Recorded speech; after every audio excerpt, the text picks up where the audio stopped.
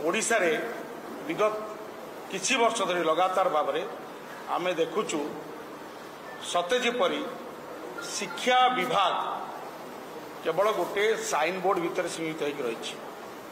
पूर्व सरकार अमल आम देखिले जे शिक्षा विभाग काम थिला नाच गीत करिबा, कांथ रंग करिबा, चित्र करिबा एवं किछि ठिकादार पोषिबा। मौलिक शिक्षार भित्तिभूमि को सजाड़िबा, तार उन्नतीकरण करने दिगरे सरकार आदौ प्रयत्न नथिले, दृष्टि दे नथिले। एबे भी आम पाखे वीडियो अच्छे, आपण माने गणमाध्यम द्वारा जहाँ पाइचु गत काली आम देखीचु जो पाइप मारले गोटे स्कूल भितर आंठिए पानी, सारा ओडिशार चित्र समान, सहर रु गाँ जाए शिक्षक नहांती, सरंजाम नहीं, ठीक समय पाठ्यपुस्तक छपा हो पारुनी, वितरण हो पारुनी, ठीक समय परीक्षा हो पारुनी, परीक्षा फल प्रकाशित हो पारुनी, ता भितर जावत प्रकार अनियमितता और विलक्षण सब परिदृश्य होची। आपण मानक माध्यम रे सारा देशवासी ओडिशावासी आम जानूँ। अनेक तथ्य अच्छी जो कथा मनीषा मैडम आपन सम्मुख कहे। इवन देखिए गत काली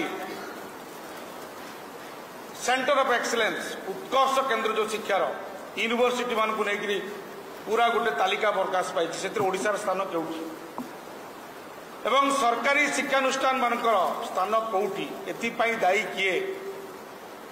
खाली विगत सरकार को गाड़ी देके बीजेपी खसी जाई परिबो नाही, तार कारण होची दुई दुई थर से थिले शिक्षा विभाग तांके पाखे थिला। आपण मन थिबो प्रशांत नंद महोदय शिक्षा मंत्री भी थिले, बीजेपी दल से दल थिले।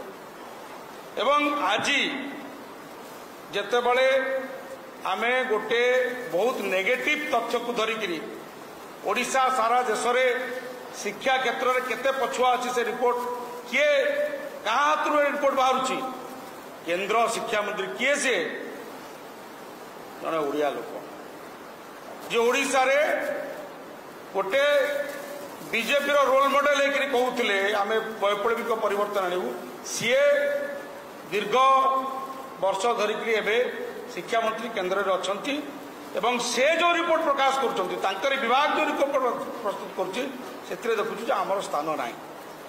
तेणु एभली गोटे लज्जाजनक स्थिति, एभली एक नैराश्यजनक चित्र थिला बेले सरकार कहीं ए प्रति दृष्टि दौना।